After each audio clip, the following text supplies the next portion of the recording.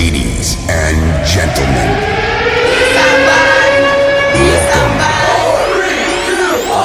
everybody wants the prize, but nobody wants to pay the price. Can they be pushed? Do they have a sense of urgency? Do they want to be great? And then, of course, you look at them and be like, yeah, right. Everybody wants to be on your team when you're on top.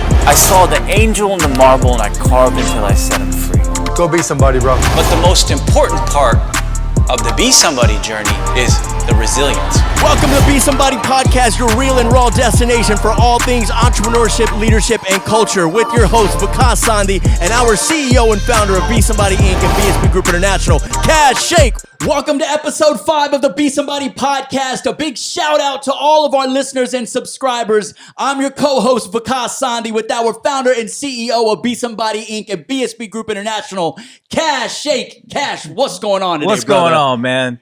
I thought you were going to start bringing it down a notch, man. I thought from episode 3 to 4, like it was going to be going down. Higher and higher, man. Keep We going gotta up, go higher and higher. But We're in trouble another like 5-10 episodes. We're going to need some earplugs. all right. But bro, what's going on with the hat? I haven't seen you wear that since like an Astros game. Well, first of all, I got to represent loyalty is a value. Loyalty is a value. You got to represent H-Town and the Astros. I have to admit, Vikas, that this hat is not because of that. It's a disguise. It's a cover-up, man, because I had a friend who I will not name.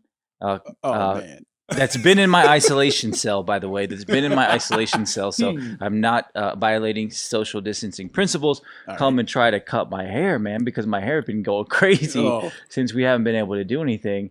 And that friend of mine did not do a good job, man. So you gonna show us or no? No, I'm not.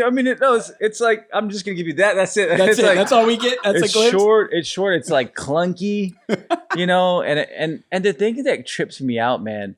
Because here's the thing I learned. Because look, I moved from Houston to Austin to Cincinnati, then to San Francisco, then back to Austin, then to Boston, then Cincinnati, and then I had 4 stints overseas.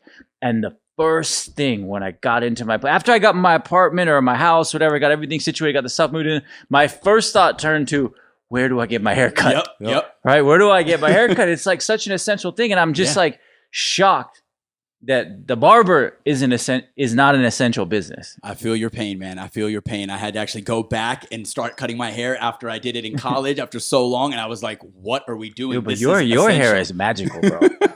Your hair belongs in a museum. I'm feeling really left out of this hair Herbie, you ain't feeling it, you know what I mean?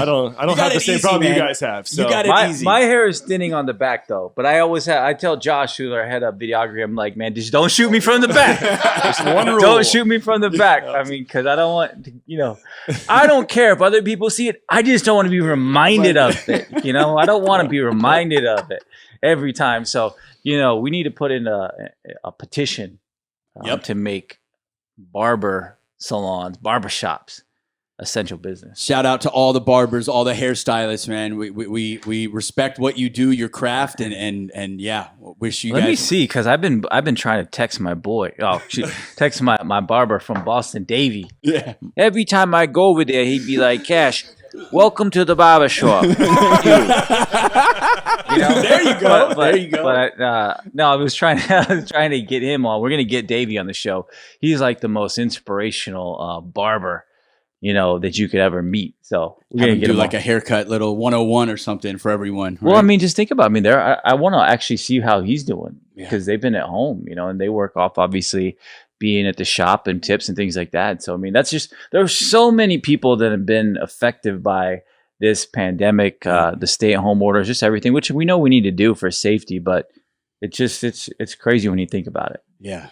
I mean, this has shifted everyone's life during this pandemic. There's been a little glimpse of excitement, I know, for our company specifically, and for others as well, as things there's a little bit of light at the end of the tunnel. But let's talk a little bit about some updates at our company that we've had this week, because it's a little exciting. I think it's something we should share with our listeners. Yeah, I mean, hopefully some of you guys, first of all, thank you guys for listening. Thank you guys for subscribing. It's been cool to see the subscriber count continue to grow and been getting a lot of messages and positive feedback, so thank you. But yeah, this week we announced the formation of BSB Group International. We've referenced it a bit on the show because we created it a little bit ago. But we just announced BSB Group International, our official end-to-end growth agency that that works on growth strategy and services for Fortune 500 companies and fast-growing startups and private equity-backed companies around the world, which has been pretty exciting. It's the evolution of what we've become at Be Somebody. And what I was really excited about is we also announced that Be Somebody was going back to our roots as a content platform. Yes. You all know that we started as a blog. If you haven't heard the whole story, episode 1 is a quick Go check it summary of the story, a 45-minute summary of the story, but which is a quick one if you heard it. Very quick one. Yeah. But we started as a blog and we created a lot of content. Now we're back, and this podcast hopefully is the beginning of a lot of digital programming and content that we put together for everybody. So that exciting. was really cool. So it's been, we talked about it in the context of Shark Tank because, 3 years later, we were able to build something pretty special. And I said it in one of my quotes in one of the media articles is that the secret and the lesson is just keep going. Yeah. Keep going, keep working, keep believing. And, you can get to somewhere special.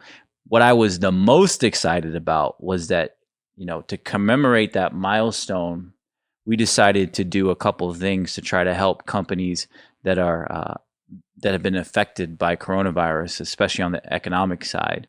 We said, number one, we're going to offer our BSB Group International Services pro bono to a handful of companies, most likely all in the Cincinnati area. But to be honest, I've been getting messages from companies outside of Cincinnati. So we may expand it. We're coming up with the full criteria. We already got a couple brands that are in the mix that hopefully we'll talk about later on one of our shows that we're going to be supporting to try to help them. And these are companies that had to, that had most of their distribution cut. They had to lay off parts of their teams. That had to go dark on marketing. That lost vendors and customers, things like that. So they're really in the throes of this battle against coronavirus and everything that's happened. So we're going to be helping them, which I'm really excited about, pro bono. And I told some of the CEOs because they were like, well, there's no guarantee that we're going to work with you in the future. There's no guarantee this is going to turn into business. I was like, honestly, 100% understand and agree that there shouldn't be. This is just about let's help each other. We're all in this together. Let's try to help each other, and hopefully we do something great. And if we can have a nice fourth quarter comeback, then it's a win for everybody. And if not, then let's at least leave it all on the floor. So that's what we said. And then the second thing is we're hiring. We said, you know what? We're going to ramp up our hiring. Most people are not hiring right now, Right. Unless you're a grocery store, delivery drivers, things like that, because you want to be careful with your cash in hand and cash outlay, like we talked about in episode 3. But we said we're going to, take a step forward and be a little bold, and we want to expand our team. Mostly for marketers and content creators, creatives that have lost their jobs, because a lot of people, like I said, have a lot of companies that stopped doing marketing. So a lot of people, I see it on my LinkedIn feed, people have been letting go. I saw data scientists and software engineers all day on my LinkedIn feed from startups being let go through no fault of their own. Right.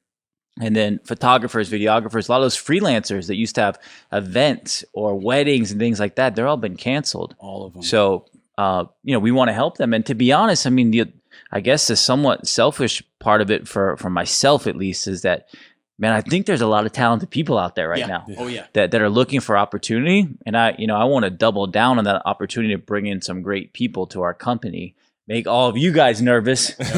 Be like, hey, we brought some freaking all-stars on board, so let's go. So yeah, man, a lot of exciting news, a big milestone for our company that we're grateful for. It just means we kept going, but very, very, very excited and grateful to be able to help some folks out during this tough time. Yeah. When you shared the news with our team, I immediately went back to how this all started was help each other, helping others, following your passion. And the part that really connects with me is the freelancer part of it, the people that were contracted work, like you said, the events, the creatives that were just doing work on their own with different companies and being able to help them. It's just awesome to hear. Yeah. And Josh, you lived that life before, right? As a videography freelancer. Right before I got here, literally just hustling every day, every week, hoping something popped up. And if not, I was on the Amazon route, Uber, it just randomly. You just never know what you're going to get. But thanks, Kash. Got me out the game. Yeah. That's awesome. Hey, man. Those are people we want to help. Yeah. And I think that hopefully throughout the next few weeks, few months on the podcast, we'll start telling some of the stories of the businesses that we're working with, as well as the people that we brought on. Because what we should do is probably do it live on the podcast. I was thinking about, because you guys know I'm so like maniacal about our hiring process. Like it's like a symphony, like military operation between like orchestra and military, something like that. And we have everybody meet all these people, and it's all timed and all that. But so how are we going to do it? I was thinking that we have a process that starts with kind of like almost speed dating on Google Hangout with multiple members of the team. Just boom, boom, boom. And then like they stay there, they call in, and people keep popping up, and then ask them questions, and then we do kind of almost like a virtual town hall where I can come on to all the top candidates and share who we are, why we do what we do, our values, our principles, our MO, and then after that, give them opportunity to kind of present to all of us. We're 17, so 20 people, whatever, on the phone, listen to them, which would be cool. So, and I think we should I want to document it no matter what, but maybe put on the podcast, because that would be really awesome to see how we do it, and we see who can hang. All right. Well, what's the first question on a BSB or Be Somebody job application? Do you want to be great? Yep. Do you want to be great? And if they say yes, we actually ask them to define greatness, because it's personal to people. We have them define it, and then me personally, and I hope all of you, we hold them accountable to that bar that they set for themselves, because we say one of our principles is do great work. If they say no, then we have them linked to another agency's website, which I'm not gonna tell you which one, but I mean, hey, we say, hey, the competition is probably better for you if you don't want to be great. That's what we do, but. Cool, man. So we got an awesome guest today on the show. I'm excited because it's a local entrepreneur. Yeah, great story. Who has a great story, great personal journey. Who's in the alcohol and spirits industry, and that industry is kind of having this polarizing experience right now, because if you think about what's happening, a lot of people are buying groceries. A lot of people, firearm sales are up. Just looking at the data, right? Health and wellness type products sales are up. The other thing that's up is alcohol sales. I'm just looking at the numbers. Alcohol sales up 55% in March compared to a year ago. Wow. Ready to drink cocktails. And I don't drink that. Ain't me. But I know it's some of y'all, the White Claws of the world, right? Some meat, nap, seltzers. So those are up 106%. Wow, jeez, from this time a year ago. And what's crazy is the beer sales in America have been steadily declining with all these alternate options. But beer sales, in terms of the large packs of beer, the 24, the cases, basically, the cases of beer, the 24 and the 30, those are up 90%. People are stocking from a year ago. So people are not only just stockpiling toilet paper and sanitizer and food, they're stockpiling beer, which, that's another whole conversation because we want people to have healthy habits. But it's interesting because on that side, the business is growing when you look at the data, and we'll see how long that goes. But for people that obviously have establishments where they're having people come as restaurants or bars, they're obviously hurting. And I believe that actually people who haven't been, or businesses that haven't been able to optimize the delivery of that alcohol are hurting as well. But I do believe there's an opportunity right now, and obviously we're an entrepreneurship-led podcast. So we say, hey, we're in a crisis, but what's the business opportunity that we have here? Yep. So for some businesses are going to come out stronger than ever, and some aren't going to come out of this. And we want to do all we can to help the people, help most of them come out of it. Yeah. But this is a great guest, man. So I'm gonna let you do what you do. Yep, let's do it. Let's welcome a leader who started pursuing a career in archaeology. Yes, archaeology. And then went on to start brewing beer at home and spent 3 years as the vice president of brewing at Christian Moerlein Brewing Company, and is now the co-founder, master brewer, and distiller for Karrikin Spirits. Please welcome Eric Baumann. Nap, we got him on the line. On the line. I'm here, man. Hey, Eric, how does it feel, man, when Vikas gives you that intro? Like, what type of surface would you like to run through, you know? Yeah, that's what I'm saying. I feel like I'm about to, like, go into a boxing match. Exactly. Right, hey, go. Hey, good. I mean, we're elevating because, see, a couple episodes ago, they said that it was WWE. So, hey, you're elevating because boxing is a little higher in the pecking order. The next one will be UFC. Oh, here we go. Here we go. There we go. Right. That'll be the next one. Well, Eric, thank you so much for taking the time to meet with us. We're big fans of your company and what you guys are doing, and we want to talk about everything from your business and how you've been handling the current crisis. But we'd love to start with just a little background on you and your personal journey and how you got to where you are as a master brewer and distiller at Karrikin Spirits. Sure. Yeah, you guys kind of talked about it. First of all, I'm a Cincinnati native, and I went to Moeller High School, graduated, went to school at University of Utah. Like you said, got my degree in archaeology, and once I graduated, I didn't know really what to do. As most people that graduate in anthropology, you don't know what to do. So I was either go back to school or do something else. And my wife actually bought me homebrewing equipment, and I started homebrewing. And at that time, this was in the early 2000s when craft brewing was just starting to get going again. And I just wanted to get my foot in anywhere.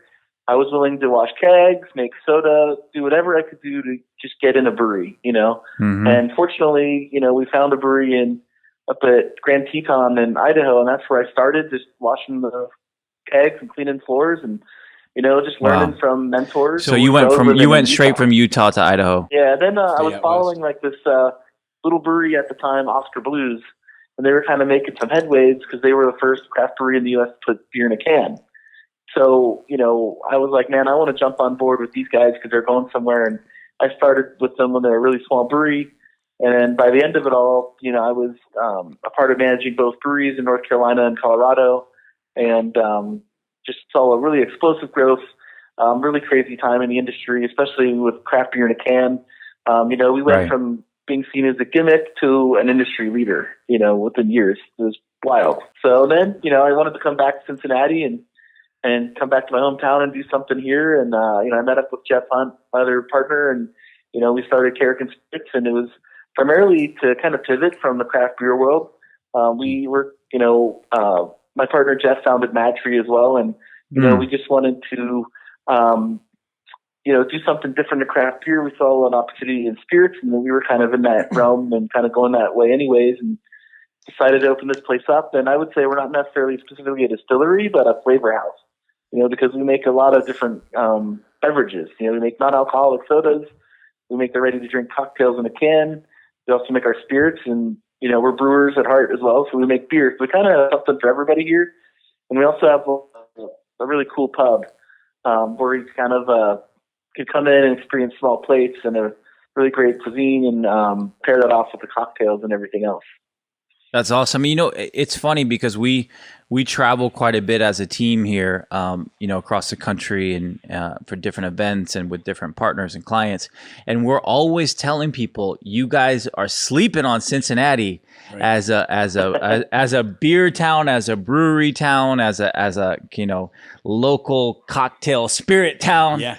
And people, we have to try to convince America. I mean, why don't people know yet that Cincinnati has such, a history and heritage and passion for brewing and for creating? If you look at Cincinnati, we've had a really rich brewing tradition and distilling. If you look back with the Kuipers, National Distillers, and and a lot of that kind of went away. And as breweries started taking out the kind of smaller breweries in town, I'm talking Shameling, Beautiful, Burger, those breweries went away as the bigger guys came in, and kind of the craft brewing industry or all the brewing industry went away for a while, and then it, kind of picked back up again. And I think, honestly, Cincinnati was a little later than a lot of states or cities coming on the craft beer kind of movement. I talked about in like 2004 and 2005, I was starting in craft beer again. And at that time in Cincinnati, it was still kind of just getting going again. And I think it was a little late to bloom, but it's kind of interesting, talk about the history of stuff where Karrikin's at. we actually sit on what was a guy named Joseph Ferris's land. And Joseph Ferris was one of the original settlers in Cincinnati. Whiskey Hollow. Settled in this area. Yeah, exactly. Sounds cool. So we're sitting on, land that a pioneer was distilling on, and it's kind of cool to be a part of that history here as well, Yeah. So this guy, Joseph Ferris, was making corn whiskey and putting it in clay pots and sending it down the river to Mississippi and New Orleans, and pretty wild that we're just a stone's throw. We're actually on his old property. That's awesome. Yeah. That's a awesome. lot of history in the area. Before we get into what you guys are doing today and how everything with coronavirus has affected you and your business and your team, I thought that something that was really cool is that Karrikins are actually the elements found in the smoke from a forest fire that trigger the regeneration of the forest. I thought that was so cool. Yeah, it was honestly, it's funny when you start a business, the first thing you do is, what's our name? What are we going to call ourselves? And, we had hundreds of names, and Karrikin was honestly was the first name that we came up with. And really it was all of us coming together, and, we all were coming from different backgrounds. I mean, we have a pretty extensive ownership team, besides Jeff and I in the beverage world. We also have someone that came from Panera that was, head of like plants and logistics with Panera. We have someone that has the general contractor in town with Fulton Record. We have another guy that has a manufacturing business in cabinetry. So, we came together with a lot of diverse backgrounds, but we were starting something new. So it was kind of like burning down things, burning down our lives. I quit my what I call my real job, to start this thing. And so we were just all kind of burning it down and starting something new. And it kind of segues into kind of what we're going through right now. I mean, like everything as it's kind of, I would say burning down, but parallels in that, we're going to regenerate. We're going to regrow this company, and we're going to help to grow the community.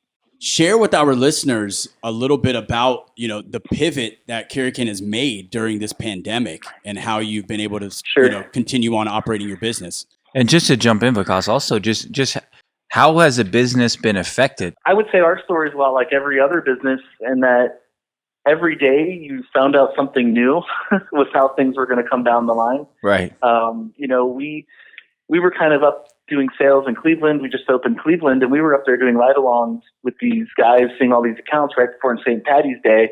I mean, people were ordering up 40 kegs of Guinness thinking they were still going to have a parade in Cleveland, and then they canceled the parade. So all the guys in the bars outside of the parade area thought maybe they'd be busier. Right. So they bought more beer. And then by the end of the week, they shut the bars down. We were just kind of watching things as they went. And Ohio was one of the first, maybe the first. I think Ohio was the first state to shut all the bars down. On that Sunday when we found out we were going to have to shut down our tap room and restaurant, we were like, okay, we need to pivot and do something. So we fortunately were able to just, overnight we kind of became sanitizer experts, if you will. I mean, I'm used to buying 750 milliliter liquor bottles, and now I'm trying to find 7 ounce or 6 ounce and 2 ounce spray bottles with fine mist sprayers by the thousands, hundreds of thousands, you know. And we're going through the same thing every other company is going through. Nobody thought that, we should stock up on things like a fine mist sprayer. Right. Maybe there's going to be a worldwide pandemic and there's going to be billions needed. So, we're just trying to procure these like raw materials and pivoting and finding out legally what we're allowed to do because, there's certain permits and stuff that you have to get through the TTB, the Tax and Trade Bureau, to manufacture this because you're bringing ethanol in or producing ethanol for sanitizer. So, overnight, like I said, we changed as a company. And, the immediate thing was we really wanted to just get it out there to help society. That's the main relief effort is to get the sanitizer into people's hands that are essential to everyday life and business and that are going to have the biggest impact on people. So like, awesome. Like Amazon or Kroger or places where these people are in contact with hundreds and hundreds of people daily. So that was the initial thing with the humanitarian side. Are you guys selling like directly to Kroger to buy, in bulk for their like employees and things like that? Are you or are you just focus on that group of people, but enabling just the regular consumer customer to buy it for themselves? Gotcha. Yeah, no, these are everything that's getting did right now is for employees, nothing for resale out of here. So everything we sell here goes directly to the person using it. And since Kroger is going to have all their employees use it, like people running cash registers or stocking shelves or things like that. It's just a trickle down. Everybody's out of supplies, and these people are in contact, like I said, with all these people day to day. Initially, we kind of started it as, maybe we'll make a couple batches, and we did a press release, and the next day the phone wouldn't stop ringing. We went from thinking, we'll get a couple orders where what we do get, we'll do something with, and then it became like a whole thing overnight. It's been wild. I mean, I can't. Jeff and I still look at each other, my other partner, like, is this really happening? Right. I mean, there's just people are coming out from all over the U.S. saying, we'll take as much as you can produce. And we're a relatively small distillery, but, we can produce about 800 gallons of sanitizer a week. And before it's even made, it's spoken for. And so I guess what I'm getting at is we created an infrastructure then to handle the orders and handle like how we were doling it out, because we didn't want to just give it to one large customer and they would consume the entire. We tried to be very strategic with how we did it. We have a sign up form, like you go to Sanitizer at Karrikinspirits.com, and that's like the sign up form. And basically from there, as rations come around, they get divvied out. And it's a really difficult choice to say no to one person and yes to another in such a critical time. But, we had to do something with the amount of response and with the limited amount of liquids. As it started to grow and you've got orders and orders and orders coming in, where is it now? Are you guys, obviously you're helping people, which is great. Is it enabling you to kind of recover to recover in terms of the revenue that you would have lost or that you have lost with the pandemic? Or it's kind of a mixed bag because into a couple different silos. We honestly started it because we knew we were going to have to lay a bunch of people off. As a restaurant, we had to lay off 29 people. Jeff and I as owners laid ourselves off so that we could at least keep some essential personnel on board. Like Jeff and I made sacrifices ourselves. So what, things that we're doing for the time being, we're keeping like for employees like healthcare rolling. We're trying to do what we can to support these employees, and we're really only a week and a half into these sales. And so we're just kind of navigating these waters, but basically as we kind of can forecast maybe a little bit further out, we can start to make more strategic moves on where all the proceeds go, because a lot of it, like I said, we're just, one, trying to stay afloat like everybody else. Right. And so a lot of that just goes to your general house cleaning and house bills. And then it kind of just goes from there. And, even as we're buying the supplies, we still, that costs money too. So it's just, have you guys experienced some of that, what we talked about it, prior to bringing you on, about how alcohol sales are up across the board in a lot of places, at least the general overall data. Have you guys experienced that boost as well? I was listening to that, and we've seen like a bump. I mean, I would say we've seen a bump, but it's kind of interesting out there because, what our sales reps, they're still going out in the markets. They're still seeing people that they can, but like what we've seen is like the smaller gas stations and stuff, and some of the more less traveled areas are not getting much traffic, whereas like the convenience stores and stuff are really getting slammed. But, we also lost most of our business, which was selling to bars and restaurants. Right. So, I mean, yes, we've seen an increase in package sales, but there's still a shortfall on the other side of our business. And that's a consistent thing that we've seen. We were talking on episode 4 with a food company that they've benefited from the stockpiling on the grocery side, but they've been hurt with the business on the B2B side. Yeah.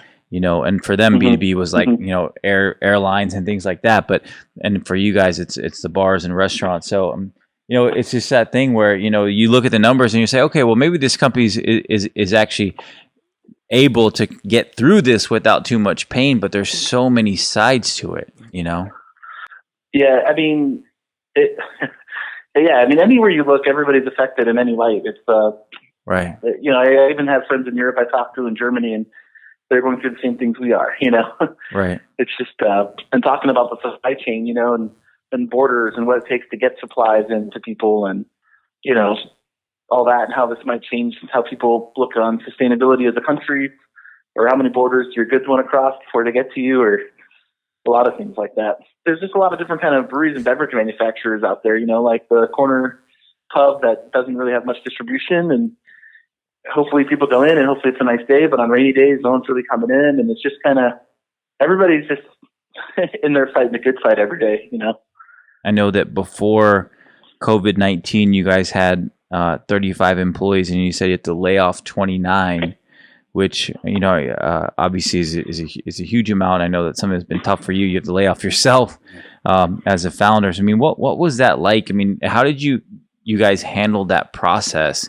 Yeah, I mean, it's honestly, it's awful. It's something you never want to do as a business owner. It's something you never thought you'd be doing. Right. It's just a very surreal moment. But we were faced with really no choice. We're a startup. We started a year and a half ago. Everything we've made, we put back in the company. We don't have the war chest, and even companies that have a war chest, nobody really knows where this thing's going to end out or when or how, Right. And so, first we broke it to the managers and just kind of broke it down through there. And, but we've been trying to help employees out if they have questions with unemployment or things like that, trying to speed up that process, which the state's Ohio is just slammed with unemployment. I mean, you can't get an answer back or anything. So, right. But no, it was just awful. Did you guys have to do that on like a Google Hangout or a video or a Zoom call or something like that? No, we just disseminated it out through the managers and got everybody together, and that was it. And then we, since we've been doing, we do have some excess food, and so we've been doing. We used to do like feed the crew every day at 4. So we've been once a week or so. We've been doing rationing out like some of the food that might expire, and like we've been having employees come in and they can grab food. So we've been keeping in touch with our employees and keeping them in the loop as things develop. And is your hope to bring the majority of them back? Yeah, I mean, absolutely, 100%. Our goal is to bring people back. Hopefully, all of them. And right. Whoever wants to come back. And we've also applied for like the Paycheck Protection Program. But that's our paperwork still at the bank. We don't really know when that's going to come through. Right. And so once that starts hitting, we'll bring more people back. And as the sanitizer sales look like they're going to be consistent for the next couple of weeks, we'll start to bring more people back. Mm-hmm. So, our intent is to bring everybody back as we can. And the hardest part as a business owner is just, and this is for everybody, is just not knowing what's next. Right. There's no predictability. There's no every day is new norm. So, right. And Eric, that's the biggest part. Right. And Eric, when the governor, when the states start to lift some of these social distancing guidelines, it's obviously going to be done a little bit in phases. Do you see that your operation will still be producing hand sanitizers along with the spirits, or what do you see as far as what that transition looks like? Yeah, I think that we will continue to make sanitizer. Maybe not in the quantities because we have certain capacity, issues. Right. But once we start to get into the other product mixes, but our intention is to and eventually get it out to sell it at convenience stores and other places around town because I don't think sanitizer is not going to really go away in the next month or two. Right. People are still going to be very concerned about like just sanitation and health and all that. So. And the thing we don't know is, and honestly, we're going to keep this in the wheelhouse is, if there's another resurgence and this is like Groundhog Day, we've got to be ready to go again if that's the case. So made us think a lot about also kind of on a pivot to the conversation is just how to operate business and what to do with your money and cash flow and how aggressive you want to be on expansion year to year. Right. Yeah, we've been talking about that a lot, about how important cash in hand is at a time like this, and this is going to be one of those moments where people rethink that, because right now, I mean, having a healthy balance sheet is so important because it's enabling you to make, as a business owner, enabling you to make decisions and protect your team and do things that you couldn't do otherwise. Yeah, and for us, since like you're mentioning the ready to drink cocktails, it's a very innovative segment we're in. So like this is just an example. So for us, it makes sense to be very aggressive and trying to get into every market that we can as fast as possible, cover a lot of ground with that, so we can kind of box competitors out. But that said, that requires a lot of money and to put back into the infrastructure. Right. So it's like, okay, well, if we wanted to grow by X, maybe we need to readjust that number and grow by Z. Right. And just kind of just thinking about that, or where we decide to make an investment in money or tie up capital. I really believe one of the other silver linings of this pandemic is that it's forcing all of us as entrepreneurs and business owners to be much more maniacal about the details, much more strategic, and much more focused on the decisions that we're making. I know that we are, but we have to take it to a different level because we understand that we're working within an environment, a climate that is so uncertain, and we have to, every choice matters so much right now. Some of the aggressive choices we might have made 6 months ago, 6 weeks ago, we're thinking differently of. So I think but I do believe that we're going to see great innovation out of it. Yep. I think we're going to see. I mean, you guys are an example of not only innovation but great strategic agility. Because you guys have pivoted the business to be able to meet a consumer demand. And also, I think that you guys are going to think of, you're going to learn some things in this process due to the resilience necessary to succeed that are going to help you. And you're going to look back in like 3, 4, 5 years and be like, man, if it wasn't for coronavirus, we wouldn't have done this and we wouldn't have been where we are today. Yeah, it's just the time for everybody in your organization to flex, right?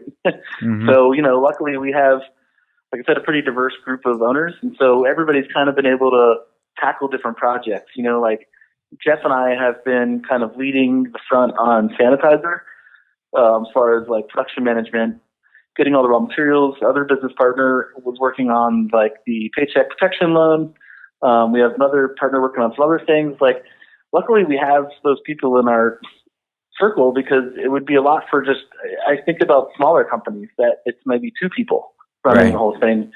And luckily, we have some people with some expertise in areas that can really help out. And the cool thing is you're learning all these new skills that you're forced to learn. Right. I learned so much on the times when I was forced to learn some shit. You know what I mean? Like I wouldn't have done it on my own, but I had to, and that helped us grow. Yeah, and kind of I'm a history guy, archaeology, history, my background. So it's very interesting because I was at Bardstown Distillery, years ago, and we got a cool tour, and the person talked about the history of the place, and actually during World War II, when rations were short on ethanol, they actually started producing ethanol for the government, for medicine, and for explosives and things like that, and I kind of look at it now. It's like we're being called upon as a nation or as entrepreneurs to basically battle this, and it's like our civic call to duty, if you will.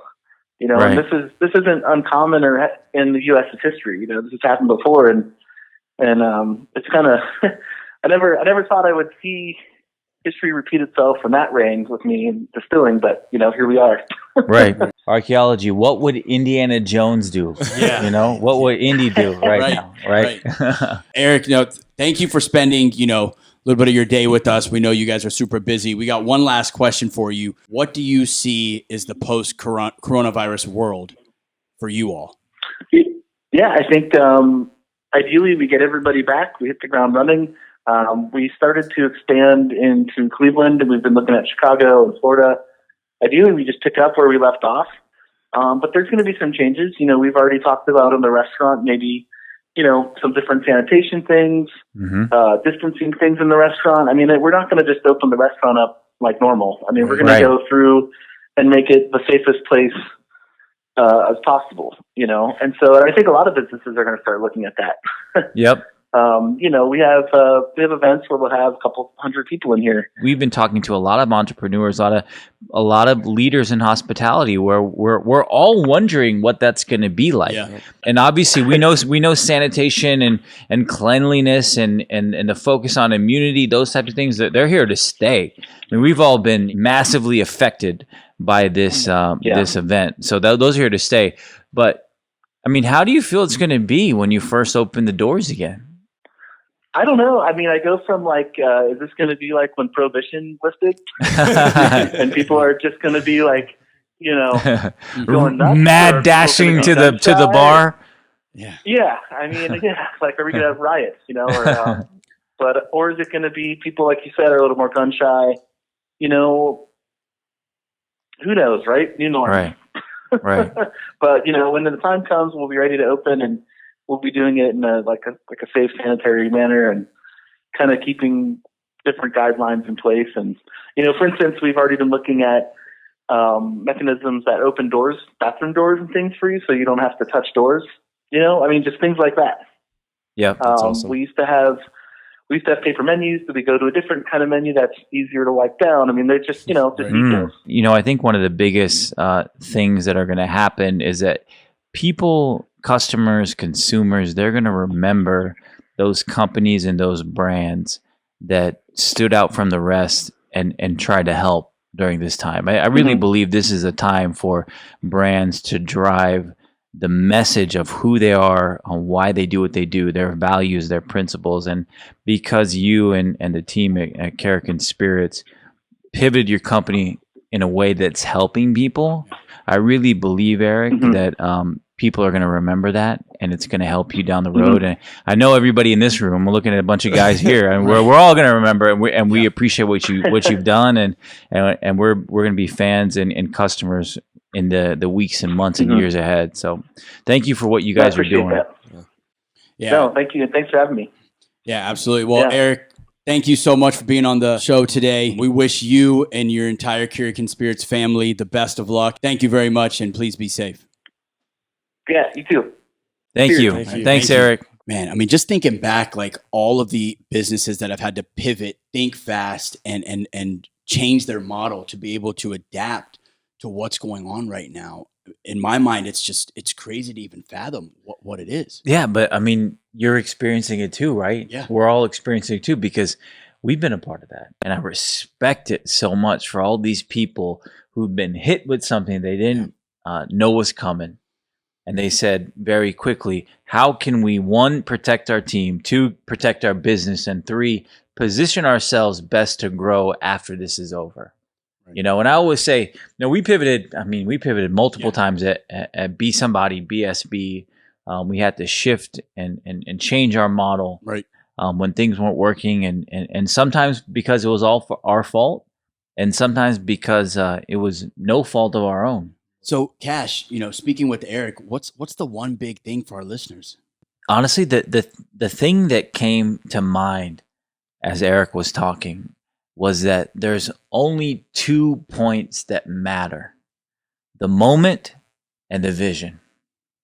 The moment and the vision. The moment is, what are you doing right now? Right.